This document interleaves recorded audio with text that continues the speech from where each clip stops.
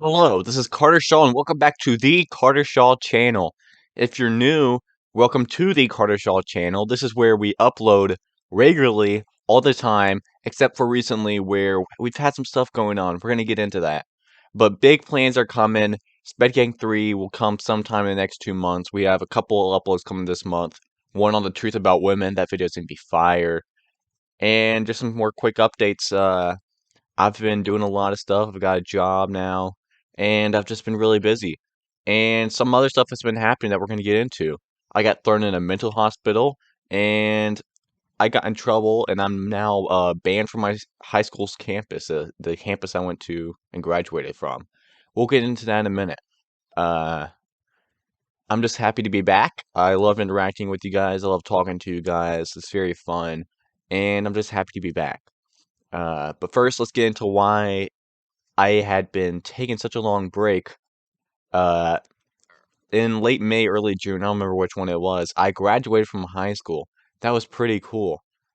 And I decided as my graduating prank and my last mark I'm gonna make on the school, I would make this video that was a tier list on some women from my class based off their appearance. The video was fire, it was hilarious, and everyone came on my back for it. Everyone hated it. They were like, "Stop! Why did you do that?" Except for the boys. The boys, like most of the men, were like, "I like this video," and all the women, and then like the men who act like women were like, "You can't do that! You can't do that! You can't make fun of women! That's so mean!" And I was like, "Yeah, I can. I can do what I want. It's funny. It's true, and I just speak truth." So we made that video. It was fire, and my parents were on a cruise at the time, so I was home alone. And next thing I know, the next day, the police are at my door, and they say I threatened to rape someone. Didn't happen. They watched the video. They said in the video I made rape threats. They watched the video. They watched the clip. To clarify, what I said in the clip was that some person reported me for supporting marital rape because marital rape isn't a thing. And that's the point I made in the video, and some mother took that to be me saying that I threatened to rape someone. The police left. They said, there's nothing to that. But they called me mean, which was very rude of them. I'm not mean. I just speak the truth.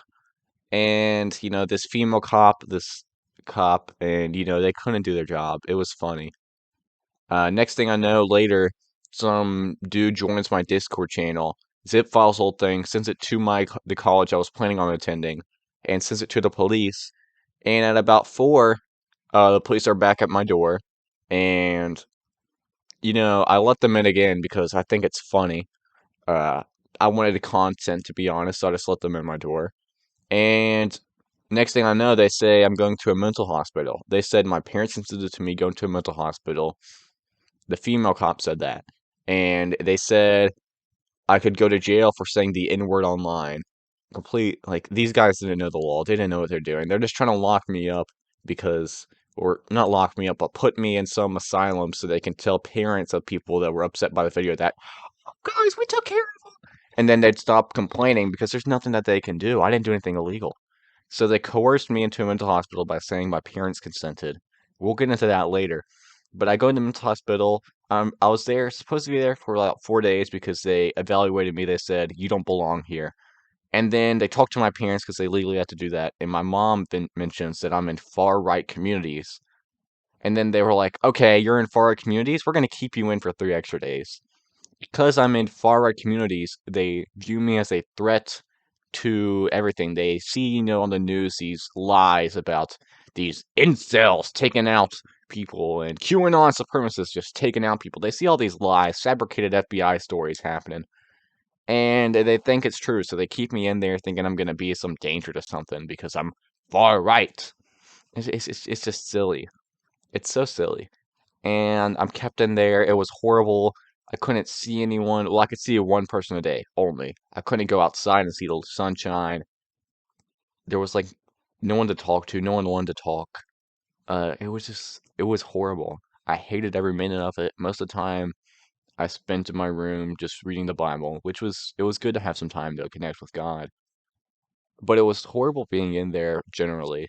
And it was awful to then learn that my mother never consented to me going. The full story was she told the police to check on me after they had contacted them to check on me to just make sure I'm okay because she thought that I was on a panic attack or anxiety attack or something. I was doing fine. And she thought that, so that she had asked for some medical professionals to check on me because the police aren't really fit to do that. And they then took that to say my mother insisted on me going into a mental hospital. Not true. In fact, I'm pretty sure the law is that I have to consent since I'm over 18. But they were like, no, you have to go. Your mother said. And then they told my mother that I said I wanted to go. They told my mother that I consented. Like, they completely fabricated the whole thing. And then they told my mother that I had claimed I was mad at all the time, when what I said to them was that people are mad at me all the time. And I made that very clear. I mean, these people are just lying to coerce me into a hospital so they can tell people that they did something. It's very awful what these people are doing, what they did. It's very awful. I completely stand by my Back to Blue video, completely calling out Back to Blue for its wickedness and evil and how it's going to destroy America. And I completely stand by that video because it's completely true. Nothing I uttered in that video is untrue. And nothing I have uttered in the video in that tier list was untrue. Nothing I uttered to those police were untrue. Nothing I uttered in my Discord was untrue. Everything I said was true. And what you'll learn the more you go on is that truth, not lies, but truth is what gets you killed in this world. I mean, if you look at the martyr of truth, Jesus, he was killed for speaking truth. The more good and moral you are in a society full of evil, the more you are likely to be punished. And I was punished for speaking truth, and many others are going to be punished for speaking truth. And it's not good, whether it comes from like people who are around like 16 to 18 getting put in like mental asylums, which is going to start happening more often for being far right or begin threatening to get kicked out, or like older people that do like business transactions with like cards and credit cards and do like online payments, getting their online payments taken away, their money taken away by the feds, or their money taken away by PayPal. There was a recent thing about that, and it's just like this is gonna happen more and more often, and we're just gonna have to get ready for it because we're gonna get punished for speaking the truth, and we just gotta get ready. What I went through, what many others are going to go through, it's not, you know, some happy thing to aspire to, but it is something to look forward to. It's good to know that we are hurting them. It's good to know that our truth holds a threat to evil. It's good to know that we're actually doing something in the world. And, I'm happy and ready to die for this cause. I am ready to die because I speak the truth. I'm ready to be killed by some female cop and two black officers who were carrying unholstered and yelling at me for saying the N-word. I'm ready to die for that. I'm ready to just, I'm just ready. And I think we should all get ready. It's very important that we all are ready for what's coming because dark times are coming. I mean, I went to a pride event near me and I saw drag queens giving lap dances around children, giving lap dances around people, which is bad enough in itself. Stripping, uh, having people touch their genitals, and like doing all this disgusting stuff. And once you see stuff like that, you really are aware that we're not in the greatest place right now. We're not in the greatest country ever. We're not. We're no longer in this country that's uh under God. We're no longer a country under God. We're a country under Satan. And it's completely true if you look at like all the stuff. And if you are a person under God, you have to be ready for what a person under Satan, a country under Satan, is going to wield you. Under a country under God, the punish would have been someone like a witch or someone who has bespoken evil upon someone or has cursed someone. Those people would have been the ones burned. Those people would have been the ones given, undue process or whatever. The people that have been given the threat because those people understood that you cannot allow evil to spread. They understood that evil had to be stopped because if evil spreads, it will take over, it will coerce, and it will code the very fabric of everything, and then kill all that is good. In a world of evil, that is exactly what happens. It kills all that is good. Rather than the evil being killed, such as a witch, the good is killed. Someone like Jesus is killed. Someone who isn't even as good as Jesus, like me, or someone who's like not even as good, like nowhere near as good as Jesus, because no one can be. Like, Nick Fuentes, which is still a really great person. Or, someone like Donald Trump, who obviously isn't Jesus, but he's still a really good person compared to the evil of this world. Those are the people who are going to be punished. And we just got to be ready for that. We got to be ready for it. I mean, what these people are doing is absolutely evil, and everything that will come to our way will be encompassing their attitudes because they run everything. Evil, satanic people who do some sussy things around children, do some sussy things. They're very sussy. Uh, they run the world, and this isn't to get into like trust the plan, QAnon stuff. There is no plan. The plan is not, we're going to take the country back in a day. It's not going to happen. Okay, it's not going to happen. These people run everything, and we got to be ready for that. But we're going to have to do everything one step at a time, and one of those important steps is channels like these to touch millions of people.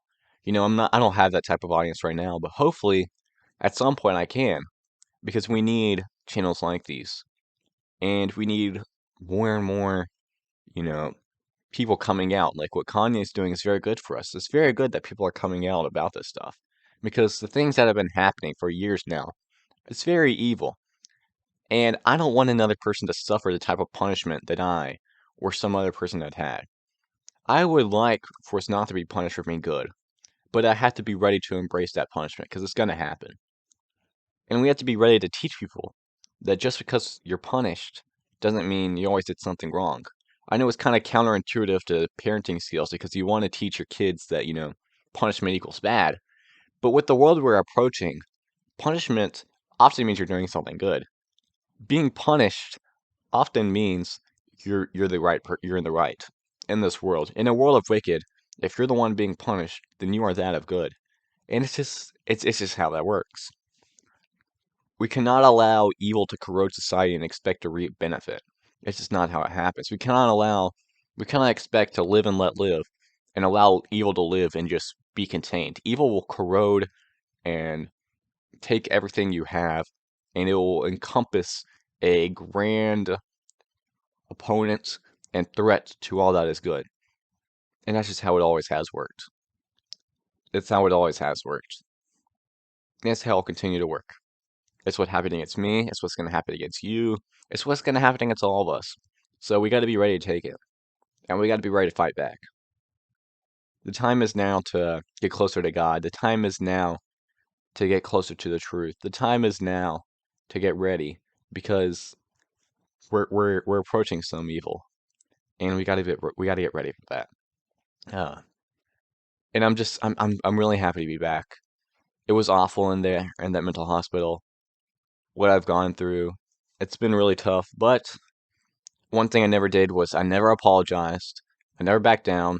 I never stopped talking about it. I never cowered.